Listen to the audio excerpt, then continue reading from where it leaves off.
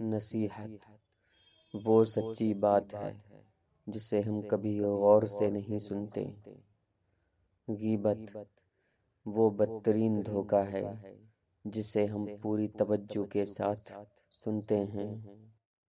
سچائی اور نیکی کا راستہ دشوار ضرور ہے، لیکن منزل بہت خوبصورت ہے۔ برائی کا راستہ آسان سہی، لیکن منزل تباہی و بربادی ہے۔